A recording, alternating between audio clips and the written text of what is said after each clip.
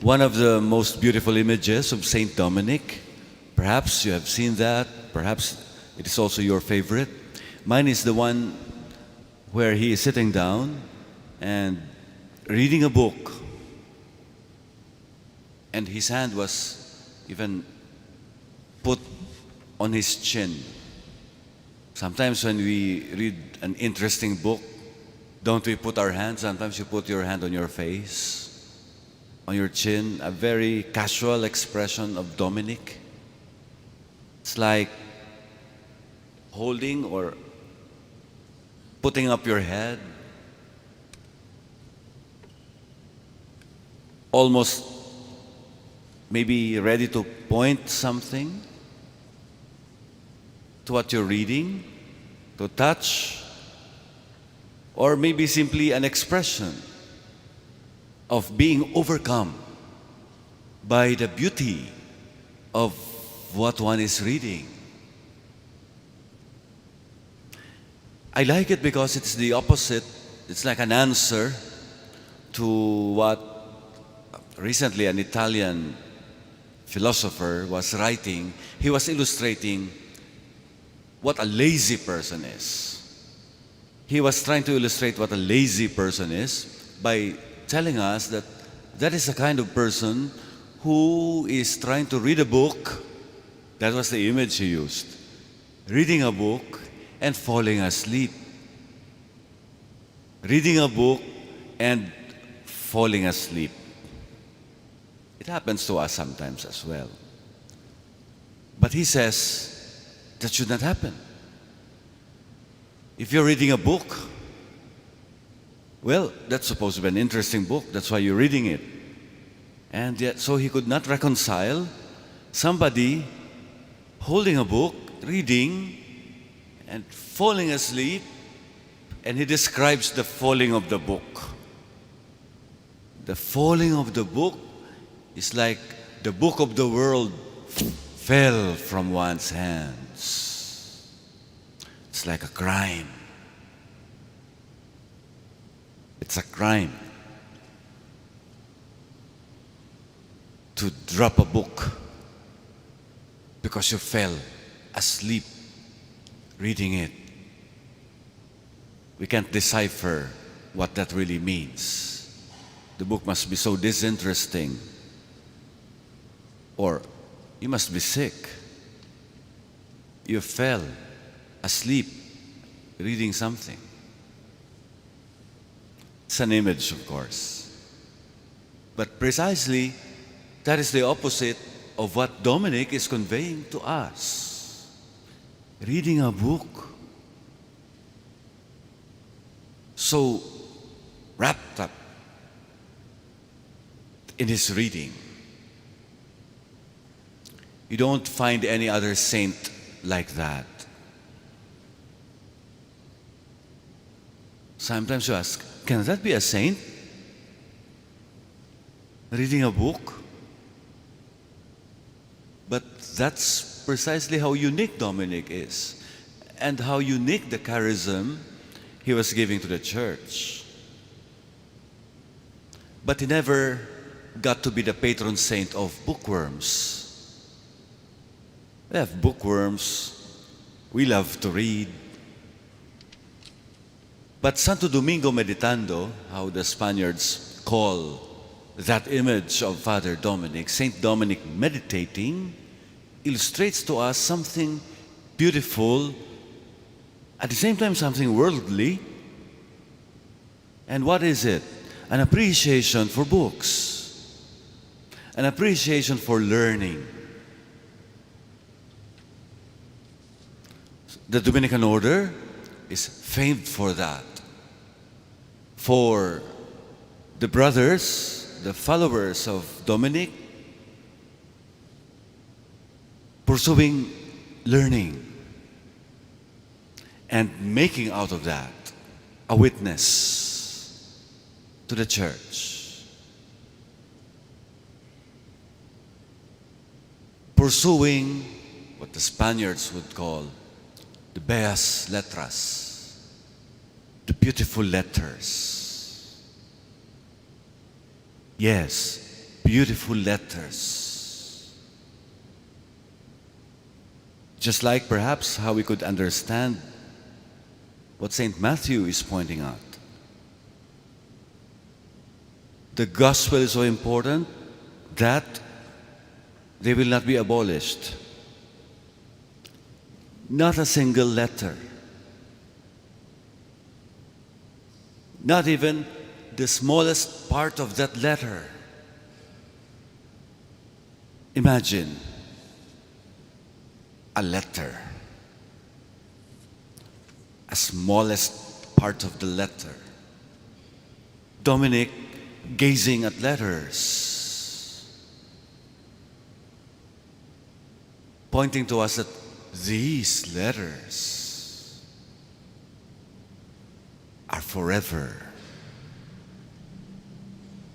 It's like tracing out every single letter.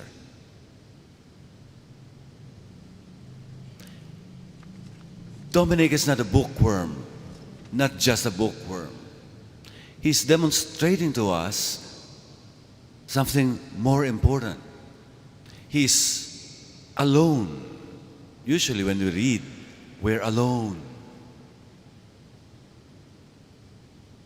Some are afraid to be alone.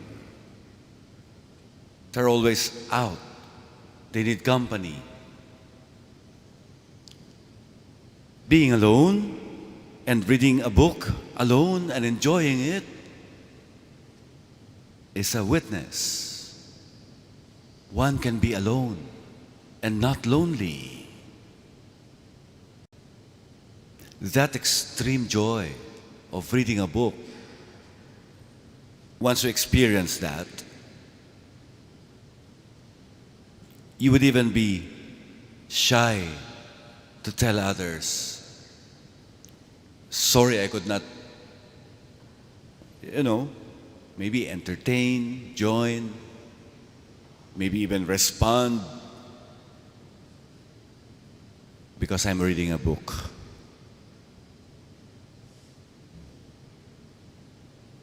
Sorry I could not text you back because I'm reading a book. Sorry I could not answer you back because I'm reading a book.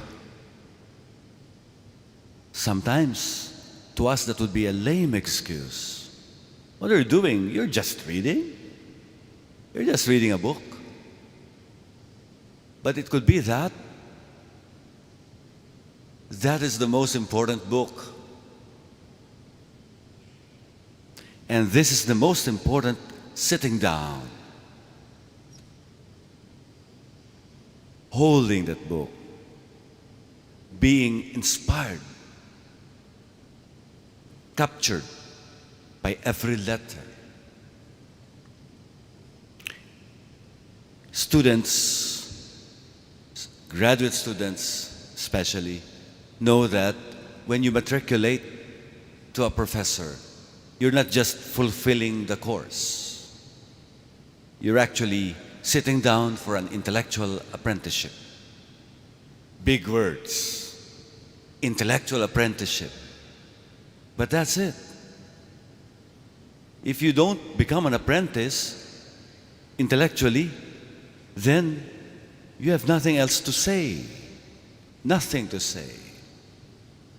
Example of and this has nothing to do with seniority, even. An example, there's one friar in the province whom I could not forget, sitting down with, at past midnight. In UST, we have a veranda overlooking a courtyard. We discussed there over beer at 12:30 in the morning, early morning, discussing Franz Brentano.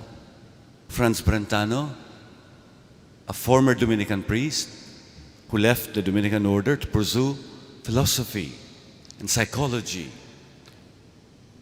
And we were discussing his works and how important he is. I'm not going to explain the content anymore. He taught Edmund Husserl, the father of phenomenology, Big words for philosophy. But how important that former friar is to world learning, such that, yeah, we can dedicate an entire night discussing him. Franz. And this friar is much younger than me by many, many years, finishing his doctorate. That is intellectual apprenticeship. That is why Dominic spent nights. And yet, that is not only a book. It is a relationship to someone speaking in the book, especially if that were his favorite book. We're not always saying he's always reading the Bible. Maybe it's any other book, one of those he sold to help the poor. But that apprenticeship is an apprenticeship as well to the Spirit who teaches us everything, to the Spirit of learning that allows us to speak. When Jesus preached, some of his friends, even enemies, could not believe it. Is he not the carpenter's son? Do we not know him?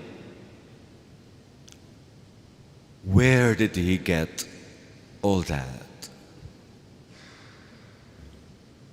The answer would be the image of Dominic, sitting down, reading, sitting down being taught, sitting down being an apprentice. There, he got all that there. So my brothers and sisters, as brothers and sisters of Dominic, let us take joy in his gift, in that tradition. And by ourselves, let us also take time to sit down,